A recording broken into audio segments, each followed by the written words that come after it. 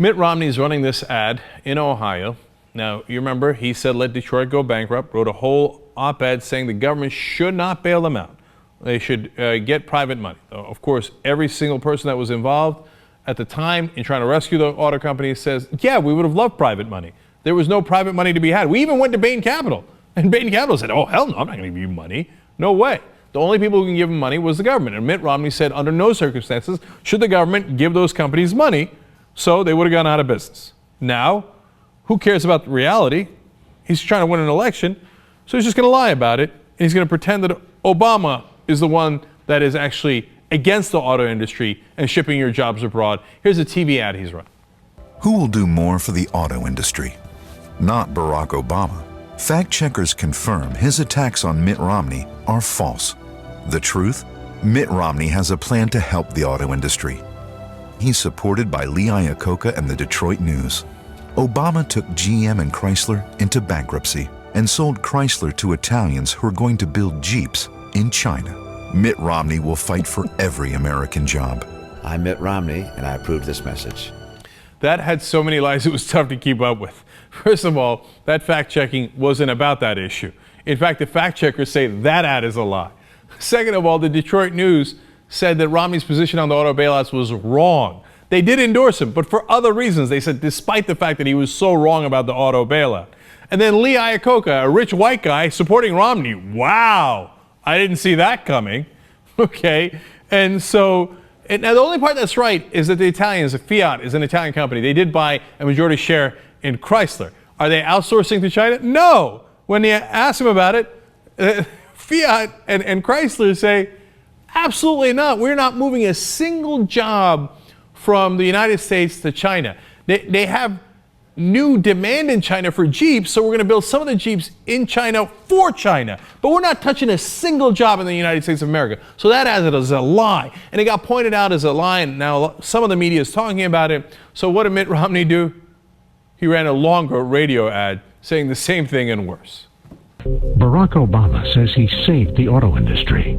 But for who? Ohio or China? Well, under President Obama, GM cut 15,000 American jobs. But they're planning to double the number of cars built in China, which means 15,000 more jobs for China. And now comes word that Chrysler plans to start making Jeeps in, you guessed it, China. What happened to the promises made to auto workers in Toledo and throughout Ohio? The same hard-working men and women who were told Obama's auto bailout would help them? Mitt Romney grew up in the auto industry. Maybe that's why the Detroit News endorsed him, saying Romney understands the industry and will shield it from regulators who never tire of churning out new layers of mandates. Mitt Romney, he'll stand up for the auto industry in Ohio, not China. I'm Mitt Romney, I'm running for president, and I approve this message.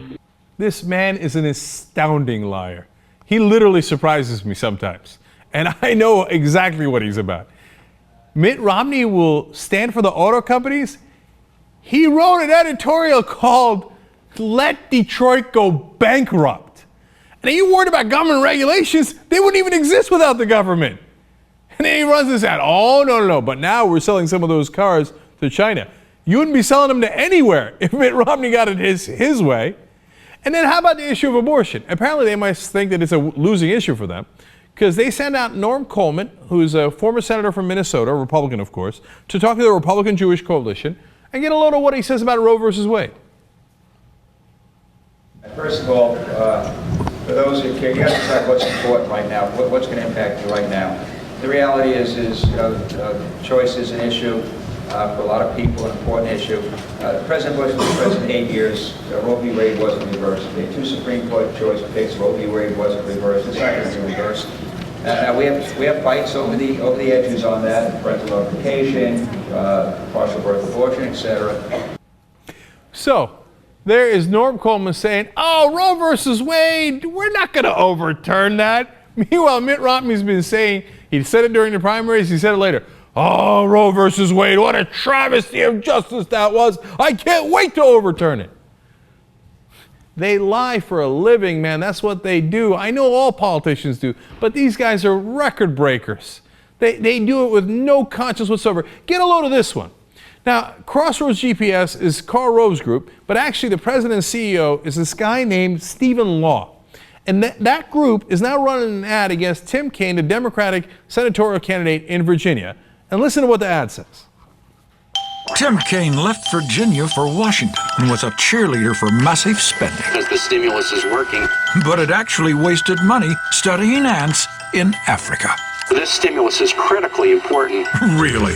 How? To upgrade politicians' offices? These are investments that will put people to work right away. But it failed miserably. Tell Tim Kaine, for real job growth, stop backing reckless spending.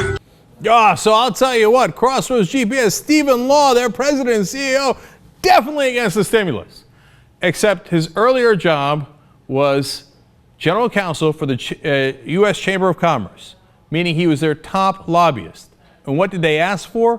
Quote, the U.S. Chamber of Commerce calls on the Senate to approve without delay House Resolution 1, the American Recovery and Reinvestment Act of 2009. That is the stimulus bill. So the guy who begged and pleaded for the stimulus bill to be passed without delay, now with no conscience runs an ad saying, can you believe this Democrat was in favor of the stimulus? They are professional liars. That's what they do. Their whole intent is to deceive you. That's why it drives me crazy that the media calls it even. It ain't even. One side does the exact opposite of reality. But it's all over the place. In California, there's this thing called Prop 32. And Prop 32 sounds like it's anti-corporations. It's actually pushed by the same group in Orange County that pushed for Citizens United so corporations could spend unlimited money on our politics. Now get a load of their act. If you had a telephoto lens, maybe you'd see it. Deals cut in shadows and back rooms with contributions big corporations and government unions control politicians. It's killing California. 11% unemployment, high taxes, lavish pensions, billions in waste, $50 billion a year on education, but among the worst performing schools.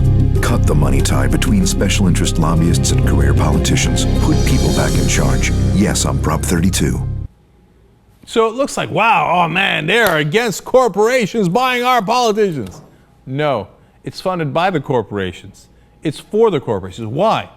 When you look at the details of the actual proposition, it says that corporations and unions cannot do payroll deductions to spend money on politics. But corporations don't do that anyway. They spend the money out of their general treasury. So it would only affect the unions. In fact, the LA Times says it will cripple labor unions politically. So it's the corporations pretending to be against themselves while actually destroying their opponent, the unions. But the media calls it even. It ain't even. One side lies on purpose, regularly and professionally, because they know they're wrong, they know the people don't support them, so they have to lie to them to get their support. That is the Republican position.